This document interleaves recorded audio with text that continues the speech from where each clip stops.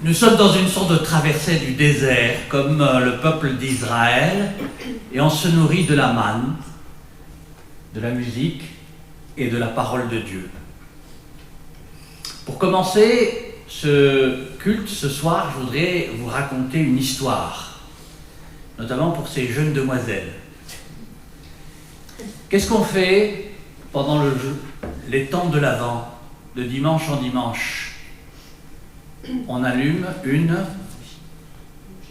bougie, et puis ensuite une deuxième bougie, et puis une troisième bougie, et puis une quatrième bougie.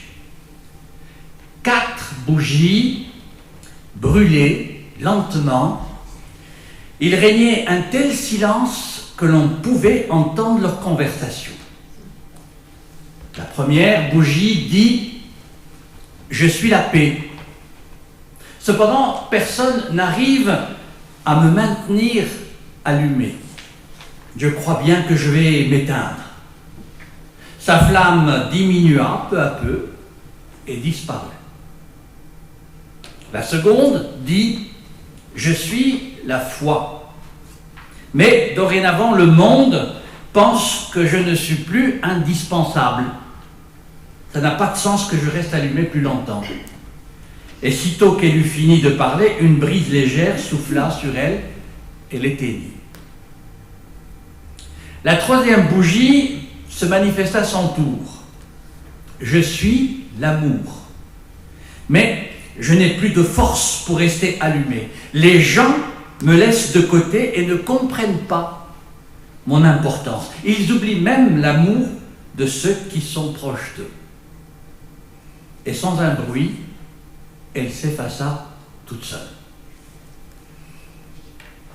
C'est à ce moment-là qu'une jeune demoiselle Panfoumou entra dans la salle et puis elle dit « Mais qu'est-ce que c'est qui se passe là? Pourquoi ces 3 bougies sont éteintes? Vous deviez normalement rester allumées jusqu'à la fin. » Et elle devint triste. Alors que d'habitude, ils ont un grand sourire, hein. Même à travers le masque, on le voit, ce grand sourire. Et comme une petite larme qui coulait, on se voyait toutes ces bougies éteintes. C'est à ce moment-là que la 4e bougie prit la parole. Elle lui dit « Mais t'inquiète pas, je suis encore là, moi. »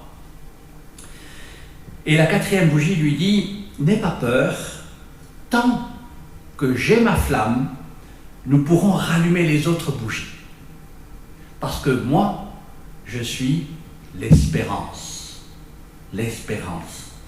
Alors les yeux de la petite Bonfoumou, tout d'un coup, se sont mis à briller de tout leur feu, parce que c'est toute la féerie de Noël qui arrive. Le temps de l'Avent, c'est le temps qui nous fait monter jusqu'à la naissance de l'espérance. Voyez-vous, pour ce début de culte, je voudrais déjà partager avec vous une petite méditation sur ce conte des 4 bougies. S'il y a bien une qualité dont nous avons besoin, c'est l'espérance. Perdre l'espoir fait perdre la vision d'un futur meilleur. Décourage, angoisse, on se replie sur nous-mêmes, cela pousse vers l'immobilisme et mène vers des comportements dépressifs. Si l'on fixe son regard sur tous les événements négatifs, tout cela nous entraîne inévitablement vers le pessimisme. Et certaines personnes sont tellement dégoûtées de ce pessimisme ambiant qu'elles ont décidé de ne plus regarder la télévision, de ne plus écouter la radio, de ne plus ouvrir un journal. C'est une manière technique de se protéger de ce pessimisme. Tant que ça marche, c'est bien. Mais attention, il y a le revers de la médaille.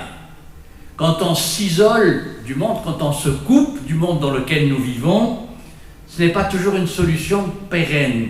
Pérenne, ça veut dire qui dure. Vous risquez de vous aliéner de la société, et ça ne doit pas arriver. Le secret réside dans la limite de ce que vous pouvez trouver. C'est cette dernière limite qui va vous permettre d'appréhender les événements sous un angle positif. Vous savez, l'isolement complet entraîne souvent à la dépression. Et c'est ce qu'on disait tout à l'heure, en disant il y a la première vague qui a emporté beaucoup de monde. Il y a cette deuxième vague qui contamine beaucoup de monde. Et la crainte, c'est que la troisième vague nous enferme dans la dépression, tellement l'autre est devenu un danger. Vous imaginez, l'autre est un danger. Je ne peux pas m'approcher de lui. Je ne m'arrête plus en voiture pour prendre un autostoppeur parce qu'il peut me contaminer. On ne s'embrasse pas. On se regarde de loin. C'est la troisième vague, c'est ce qui risque d'arriver si l'on reste dans cette dynamique pessimiste. Et c'est pour cela, pour moi, la parole de Dieu, c'est la manière, comme une montgolfière, monter un petit peu, sortir du pessimisme vers l'optimisme. Le pessimisme est contagieux, ça on le sait. Mais sachez aussi que l'optimisme est aussi contagieux. Cherchez des gens qui sont optimistes, qui rient. Demandez-leur comment ils font pour être optimistes, pour voir le verre plutôt à moitié plein qu'à moitié vide.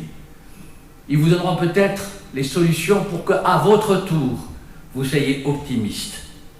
Et si vous n'y arrivez pas, sachez que c'est possible.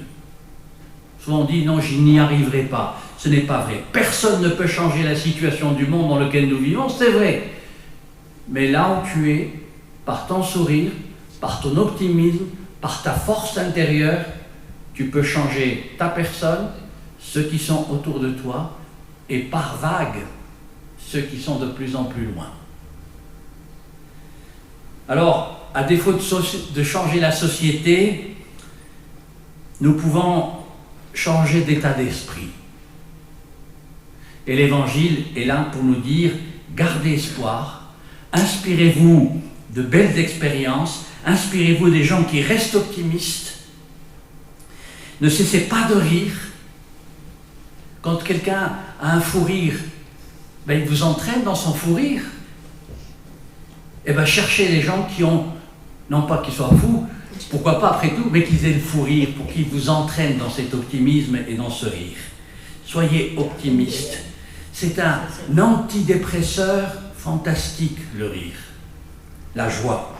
Rallumez toutes les autres flammes, ne vous laissez pas éteindre par quelques événements que ce soit. Essayez de lui donner une signification positive, constructive. Ne laissez pas éteindre la flamme de l'espérance qui est en vous.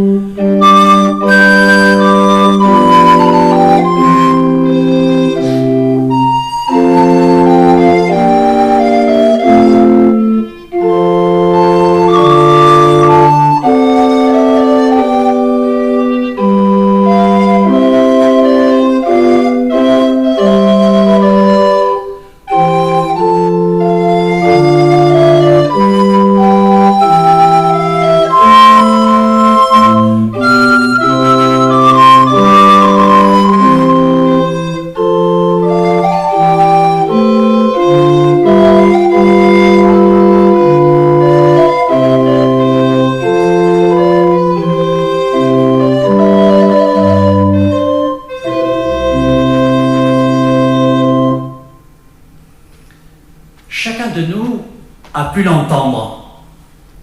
Dieu l'a dit dans sa parole. Jusqu'à l'achèvement des êtres et des choses, jusqu'à l'accomplissement, avec vous, je me tiendrai. C'est comme une charpente dans l'émiettement de nos jours. Chacun a pu l'entendre. Dieu l'a dit dans la parole. À n'importe quelle heure, ma porte est ouverte. Il suffit d'entrer et de vous asseoir près de moi. Et c'est comme une nourriture dans l'épuisement de nos jours. Chacun a pu l'entendre. Dieu l'a dit dans sa parole. Si vous êtes ensemble, à cause de moi, je suis au milieu de vous. Et c'est comme une présence dans l'isolement de nos jours. Que Dieu nous accorde de garder sa présence par sa parole, dans la joie du Saint-Esprit et dans la foi. Amen. Et comme je disais qu'on n'a pas le droit de chanter, mais on a le droit d'écouter. Alors, nous allons partager un chant, un cantique qui nous vient de la communauté de Thésée.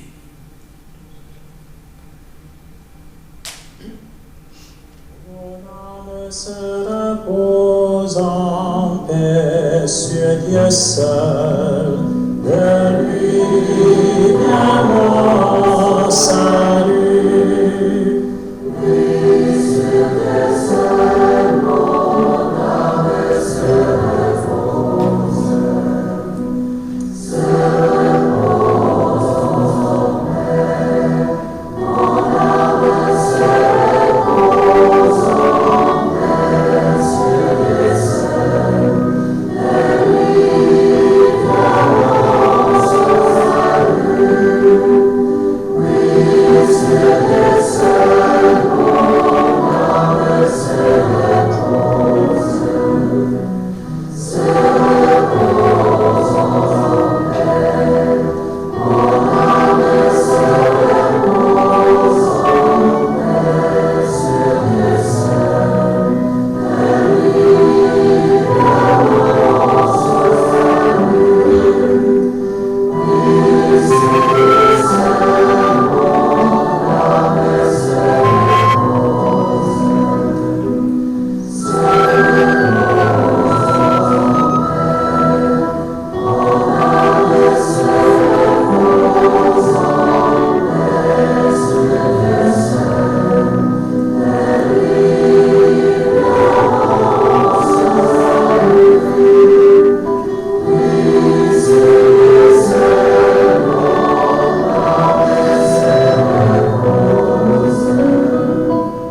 se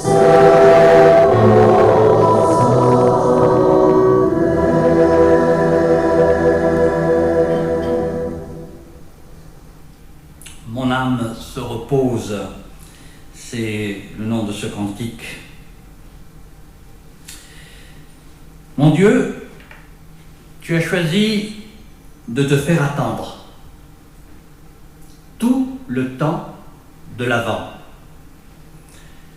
Moi, je n'aime pas attendre dans les files d'attente. Moi, je n'aime pas attendre le train. Moi, je n'aime pas attendre mon tour. Moi, je n'aime pas attendre pour juger. Je n'aime pas attendre le moment. Je n'aime pas attendre un autre jour. Je n'aime pas attendre parce que je n'ai pas le temps et que je vis dans l'instant. Et tu le sais d'ailleurs, mon Dieu, d'ailleurs, dans le monde dans lequel je vis, tout est fait pour m'éviter l'attente. Les cartes bancaires, les libres-services, les ventes à crédit, les distributeurs automatiques, les coups de téléphone, les terminaux d'ordinateur, la télévision, les flashs à la radio. Je n'ai pas besoin d'attendre les nouvelles, elles me précèdent.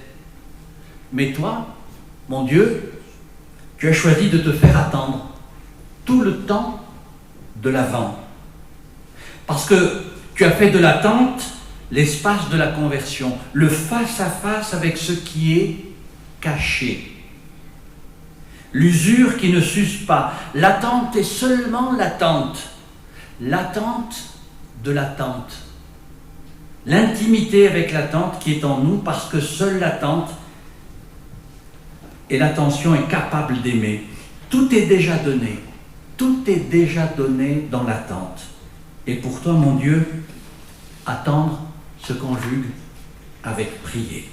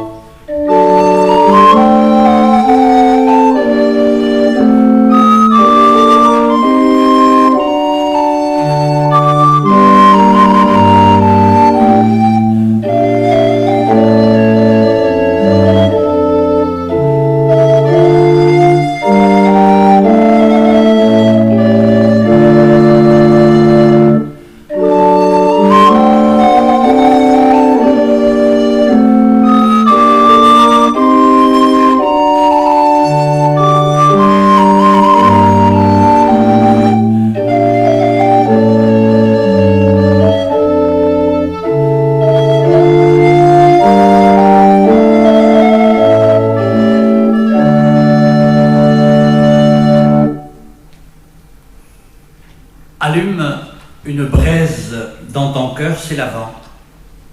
Tu verras, l'attente n'est pas vaine quand on espère quelqu'un. Allume une flamme dans tes yeux, c'est l'avant. Aujourd'hui d'ailleurs, le masque nous cache tellement le sourire de l'autre que heureusement qu'on a nos yeux qui brillent. Regarde autour de toi, on a soif de lumière, de paix. Allume un feu dans tes mains, c'est l'avant. Ouvre-les à ceux qui en ont rien, parce que ta tendresse est à bout de doigts. Allume une étoile dans ton ciel, c'est l'avant. Elle dira à ceux qui cherchent qu'il y a un sens à toute vie. Allume un foyer en hiver, c'est l'avant. Les transis du cœur et du corps viendront et il fera chaud au cœur du monde. Il suffit d'une seule braise pour enflammer le monde et réchauffer le cœur le plus froid.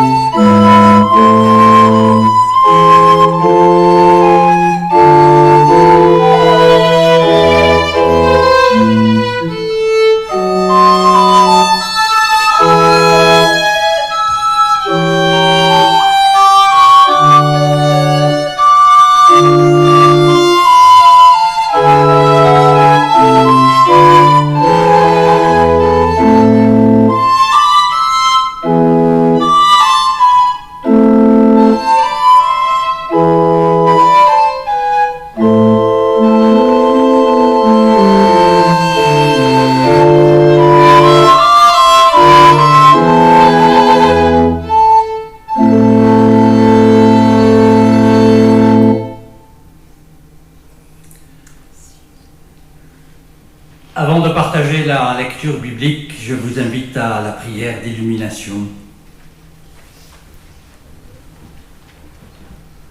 Père, en Jésus de Nazareth, ta parole aujourd'hui prend naissance par ton esprit. Donne-nous de l'accueillir comme on accueille l'ami espéré. Donne-nous de la recevoir comme on reçoit un cadeau qui nous réjouit. Donne-nous de la partager comme on partage le don qui fait vivre. Amen. Le texte pour ce soir que je vous propose se trouve dans l'Évangile selon Luc au chapitre 1 et je lirai les versets 39 à 45. En ces jours-là, Marie se mit en route et se rendit avec empressement vers la région montagneuse dans une ville de Judée. Elle entra dans la maison de Zacharie, salua Élisabeth. Or, quand Élisabeth entendit la salutation de Marie, l'enfant tressaillit en elle. Alors, Élisabeth fut remplie d'Esprit Saint et s'écria d'une voix forte: « Tu es bénie entre toutes les femmes, et le fruit de tes entrailles est béni. D'où m'est-il donné que la mère de mon Seigneur vienne jusqu'à moi? Car lorsque tes paroles de salutation sont parvenues à mes oreilles, l'enfant a tressailli d'allégresse en moi.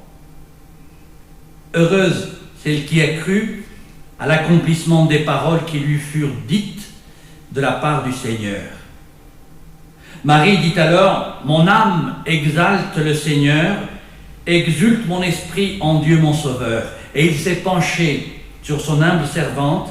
Désormais tous les âges me diront bienheureuse, le Puissant fit pour moi des merveilles, saint est son nom. Seigneur, ta parole est la vérité. Sanctifie-nous par ta vérité. Amen.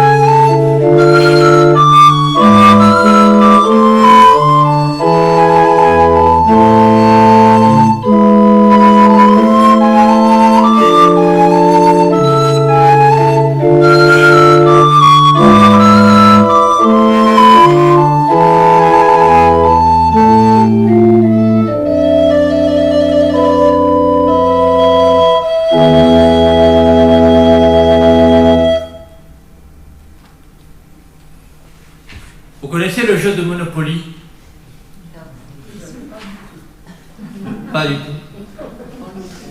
Dans le jeu de Monopoly anglais qui a ravi mon enfance, le passage par la case prison était labellisé en anglais Just Visiting.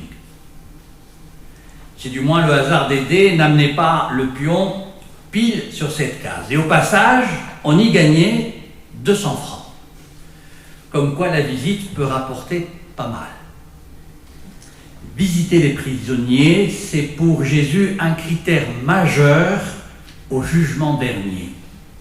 J'étais en prison et vous êtes venus me visiter. C'est également la valeur centrale de notre passage d'évangile qui est devenu célèbre sous le titre de la visitation.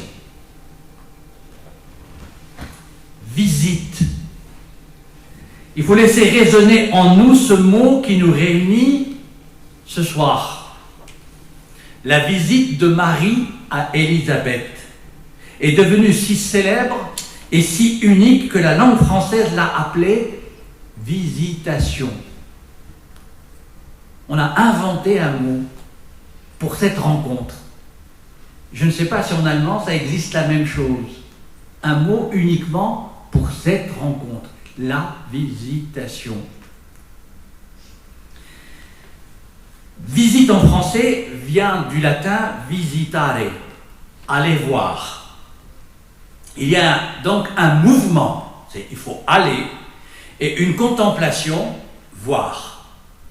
Visiter quelqu'un, c'est donc se déplacer physiquement, mais aussi mentalement. C'est quitter son univers pour entrer dans celui de l'autre. Pour une femme enceinte comme Marie, dans un pays chaud comme Israël, ce voyage de Nazareth à Aïn Karim, de la plaine à la montagne, ce voyage n'est pas un petit déplacement. Dieu n'a-t-il pas d'ailleurs en premier opéré ce déplacement vers nous? En Jésus, il a quitté sa divinité pour nous visiter de la montagne vers la plaine et même jusqu'au fond des enfers. La visite de Marie à sa cousine fait écho à la visite du Verbe de Dieu. Accueillir Dieu qui nous visite nous met en route pour aller à notre tour visiter aussi notre famille. La visitation est un pèlerinage fraternel en réponse au pèlerinage divin de Dieu en nous. La visitation, se rendre visite. Tout ce qui nous est dit aujourd'hui va contre ce que je dis là. N'allez pas rendre visite à votre famille. N'allez pas rencontrer vos amis. Ne recevez personne. Je crois qu'il nous faut apprendre à quitter nos univers, et lorsqu'on visite quelqu'un, on est accueilli dans une autre maison, où l'on n'est pas chez nous. Et or, c'est l'autre, chez l'autre, il y a beaucoup de choses qui sont différentes de chez moi. Et c'est là où intervient le deuxième terme de visiter, visitare, c'est voir. En entrant dans la maison de l'autre, de celui qui m'invite, notre œil est tout de suite attiré par tous ces détails qui révèlent la personnalité de celui qui m'accueille. Je regarde ces canapés, tiens, c'est confortable. Je regarde les tableaux qui sont affichés au mur, tiens, je me dis, tiens, il s'intéresse à ce genre de choses. Je regarde ses livres dans la bibliothèque, je dis, c'est pas mal ce qu'il lit. Quand je dis c'est pas mal, c'est parce qu'en fait, je m'y reconnais. Et puis, je regarde ses disques, quel type de musique. C'est-à-dire que ce que je vois me disent, me raconte la personnalité de celui qui m'accueille. Donc, vous voyez, il y a le déplacement physique et il y a le déplacement mental, qui sont très importants. Entre Marie et Élisabeth, en fait, leur œil n'est pas attiré par la décoration de la maison. Je ne sais pas si vous avez remarqué. Mais parce qu'il y a d'intérieur dans l'autre. Comme on dirait, quand une femme enceinte rencontre une autre femme enceinte, elle parle de quoi? Eh bien, en fait, elle ne parle pas, il se passe quelque chose. L'enfant qu'elle porte tressaillit. C'est lui qui parle, c'est lui qui se manifeste. C'est-à-dire que quand vous vous rendez visite, c'est dans l'autre, chez l'autre, ça vous provoquait quelque chose. Il se passe quelque chose de réel, de physique. Hier soir, je regardais un film, et dans ce film, ça s'appelait Le pire reste à venir. Et c'est un homme qui est fâché depuis 30 ans avec son père. Mais ce jeune homme ne sait pas qu'il a le cancer et qu'il va mourir, mais il veut régler ses affaires parce qu'un ami le pousse. Et il va voir son père pour lui dire tout ce qu'il a sur le cœur. Et il dit tout ce qu'il a sur le cœur. Mais cette visite-là le père, ça faisait 30 ans qu'il l'attendait. Et dans cette visite-là, il se passe quelque chose. Pour celui qui parle, pour le fils, parce qu'il dit, il vide, il s'allège du poids qui est sur ses épaules, et cette visite permet la rencontre entre le père et le fils. Cette visite permet aux deux cousines de se rapprocher. Voilà donc le but de la visite spirituelle, contempler le travail de l'esprit chez celui qui m'accueille. Laisser la louange me venir aux lèvres pour célébrer le bonheur de l'autre.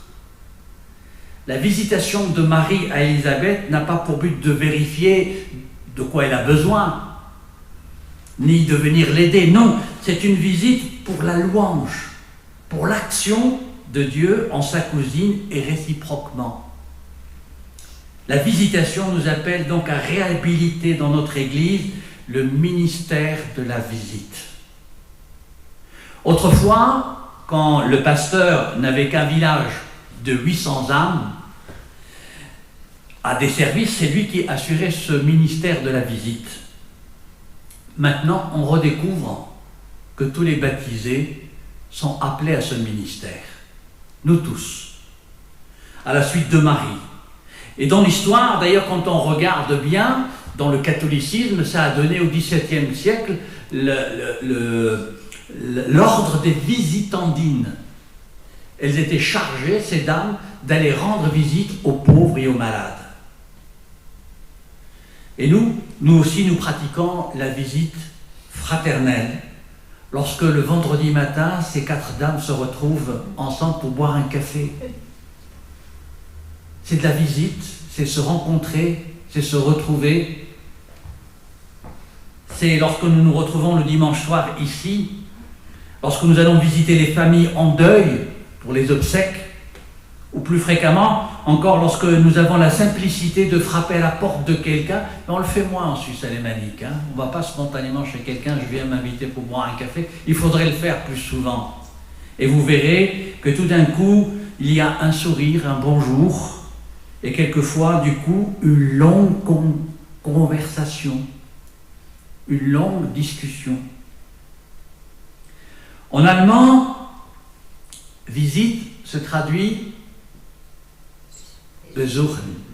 C'est bien ça, je ne me trompe pas. Besuch, qui a la même racine que le verbe chercher. Comment est-ce qu'on dit en allemand chercher? Suchen. C'est bien ça. Donc, visiter quelqu'un, c'est chercher en lui. Chercher comme Marie les traces de l'action de l'Esprit en lui. Être à l'affût des signes de sa grossesse spirituelle, je dirais. Comme on scrute une échographie, vous savez, pour y chercher les signes du bébé à naître. Visiter quelqu'un implique d'aller à la recherche de ce que l'autre porte en lui-même. Donc il nous faut réhabiliter vraiment ce beau ministère de la visite entre nous, entre églises. Nous allons avoir une chance extraordinaire en Suisse. En octobre 2021, nous aurons la visite de 35 églises de par le monde qui vont venir se réunir pour partager les expériences. C'est la communauté évangélique d'action apostolique pour son assemblée générale et des gens de partout.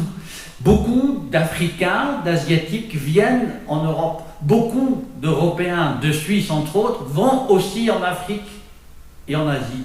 Et dans cette rencontre, dans cette visite, aussi d'église à église, on découvre des horizons nouveaux, des manières de dire nouvelles, de manières d'exprimer sa foi différentes et qui nous stimulent. On revient renforcer. La visite est quelque chose d'extraordinaire parce que ça élargit l'horizon qui est le mien. Je disais encore ce matin à Saint-Gall, c'est grâce à une de ces visites que j'ai découvert que l'évangile se décline selon les cultures locales. Moi, j'avais l'habitude, pour la Sainte Seine, de partager le pain et le vin. Et lorsque j'ai eu la chance d'être accueilli dans une communauté kanak en Nouvelle-Calédonie, à l'autre bout du monde, sur la table de Sainte-Seine, il y avait le lait de coco et l'igname. Parce que pour eux, c'était le fruit de la terre. Le vin et le pain, ça n'a aucune signification. Et j'ai découvert que l'Évangile s'enracinait dans cette visite dans la culture de l'autre et donnait une dimension véridique à la parole de Dieu. Vous voyez, c'est découvrir en fait la catholicité de l'Église. Catholicité dans le sens universel. Entre voisins aussi, c'est quelque chose de très important. Et depuis mars 2020, on découvre que des associations s'organisent pour rendre visite aux plus isolés. Rendre visite dans les homes, lorsqu'on a coupé pour des questions sanitaires la rencontre, la visite de l'autre, comment ces personnes dans ces foyers souffrent, non pas du Covid, mais souffrent d'être coupées des autres, de la relation humaine. C'est ce qui donne la dimension et la chaleur. Il nous faut être vigilants pour toujours garder ce réseau de liens humains, de compagnons de route, et reconnaître en chacun le merveilleux travail de l'Esprit. Alors que Marie nous apprenne ce beau ministère de la visite et de la visitation. Vous voyez, on dit souvent « Oh, les protestants, ils n'aiment pas Marie ». Eh bien, vous voyez, moi j'invoque Marie par son exemple, pour son exemple, et ce qu'elle a à nous dire et à nous enseigner. À travers les Écritures, il y a des personnages comme ça qui nous donnent une direction. Chacun est libre de choisir cette direction ou pas. Mais je vous garantis que vous n'y perdrez pas au change. Amen.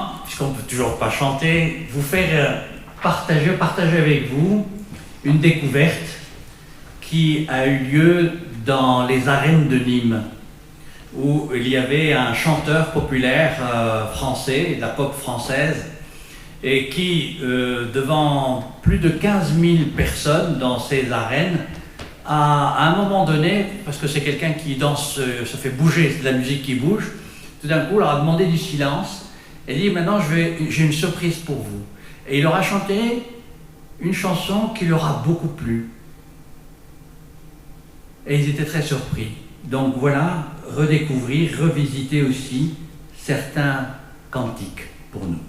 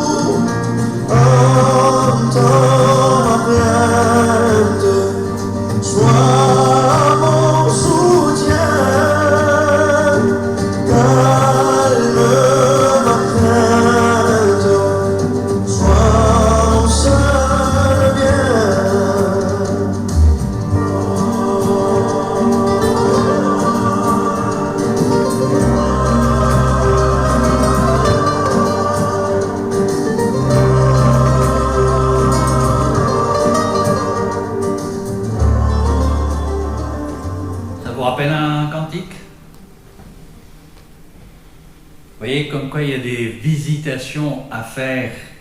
Et c'était assez surprenant parce que tous ces jeunes, parce qu'il y avait beaucoup de jeunes, ont entendu pour la première fois un cantique. Comme quoi, et puis avec une voix de soleil, hein, c'est un gitan qui ne perd pas le nord parce qu'il garde vraiment en souvenir d'où il vient.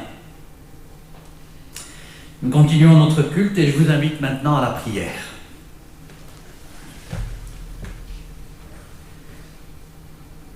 Béni sois-tu, Esprit Saint, lumière de Dieu.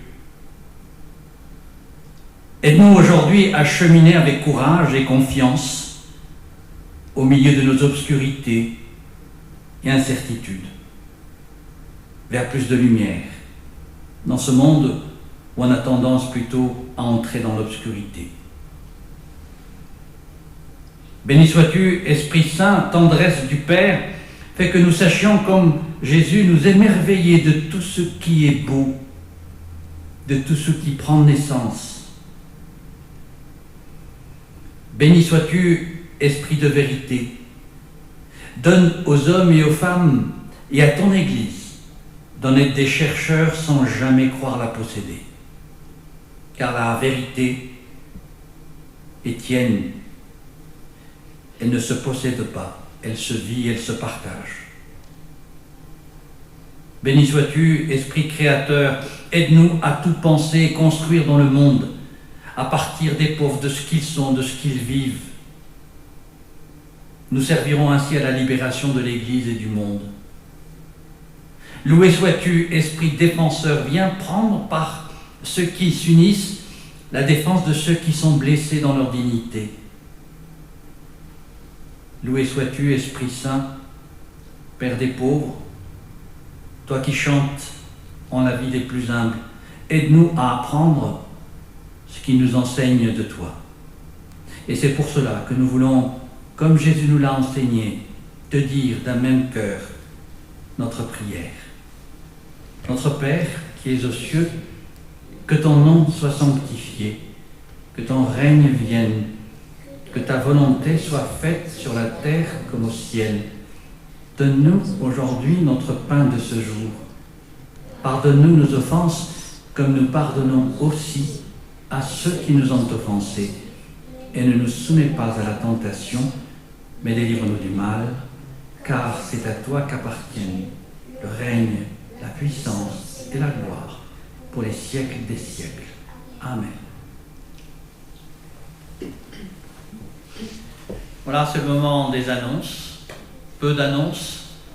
Sinon, vous dire mon souhait que pour 2021, nous ayons tourné la page à ce sacré virus, que les angoisses restent fermées avec 2020 et que l'espérance s'ouvre en 2021, que nous puissions nous retrouver pour partager, pour nous réjouir.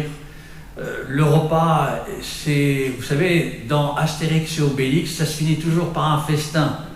S'il n'y a pas le festin, et ça ne va pas. Donc il faut qu'on se retrouve pour partager ce festin ensemble. Voilà. Mais les lendemains qui chantent, c'est pour très bientôt.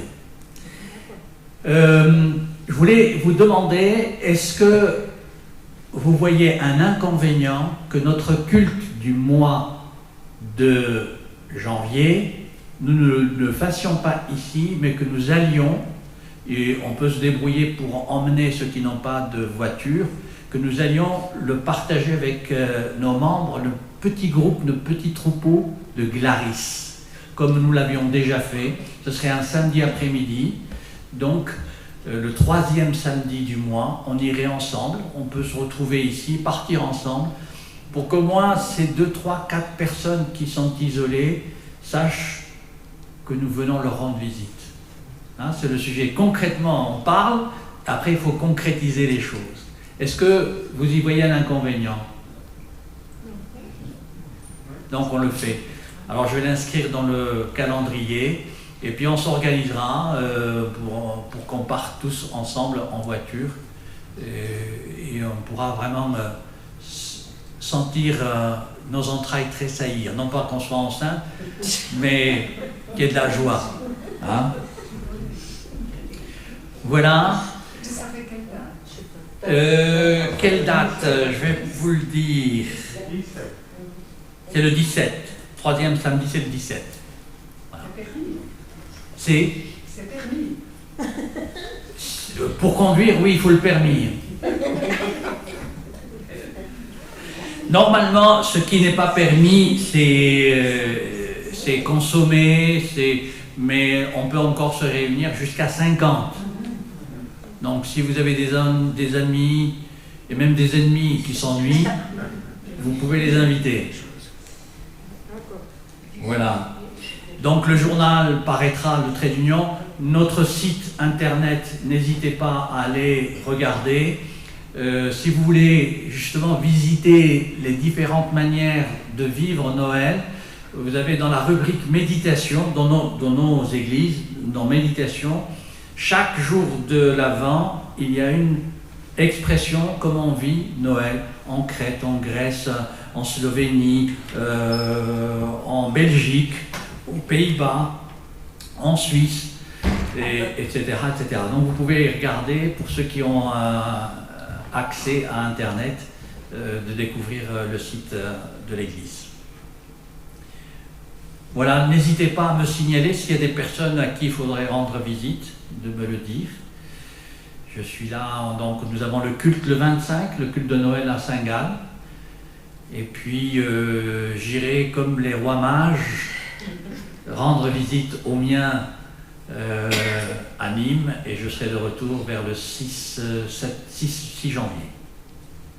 Mais pour quoi que ce soit, n'hésitez pas à m'appeler, je suis joignable sur mon attel si besoin est. Vraiment ne pas hésiter. Ne vous dites pas « oh je vais le déranger ». J'aime être dérangé.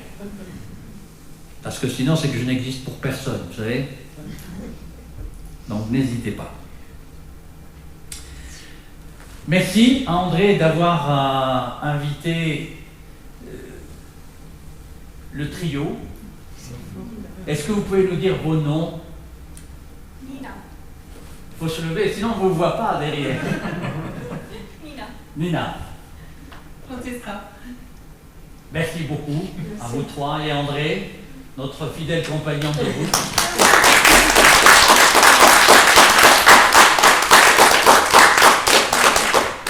Voilà, la musique c'est ce qui donne de la hauteur à la parole. Donc merci de nous aider à mettre en valeur.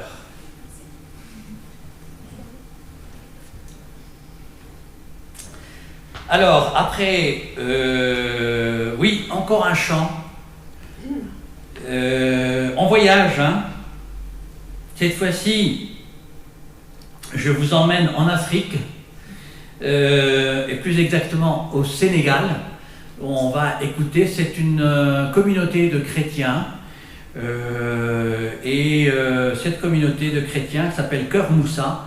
Donc j'ai pris chez eux ce chant qui s'appelle « Viens Seigneur » et qui est vraiment d'actualité.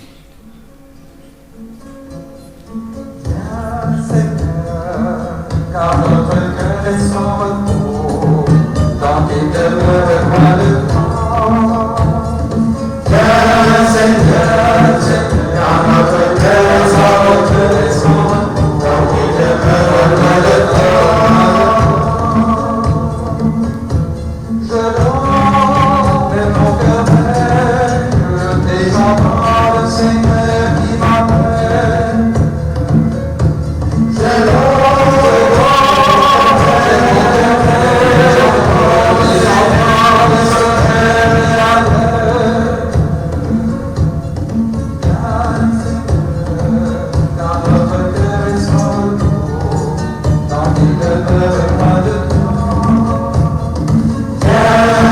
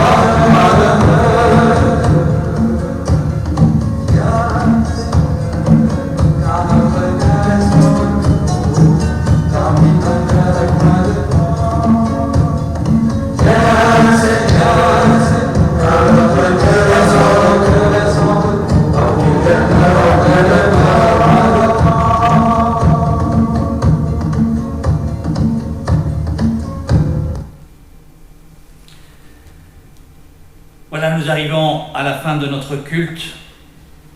Maintenant, vous connaissez le temps où nous sommes. C'est le moment de sortir de notre sommeil. En effet, quand le Christ est venu, le monde nouveau était encore loin. Maintenant, il est plus près de nous. La nuit est bientôt finie. Le jour va se lever. Menant une vie honnête, évitons de trop consommer, ne nous conduisons pas n'importe comment, évitons les disputes et les jalousies. Mes amis, ne vous laissez pas entraîner vers le mal, mais soyez semblables à Jésus le Christ, car nous tous, nous avons rendez-vous avec Dieu. Que le Seigneur nous accorde sa paix, que le Seigneur nous donne la lumière de Bethléem pour éclairer nos vies, nos histoires et nos chemins. Allons tous dans la paix de celui qui vient. Amen.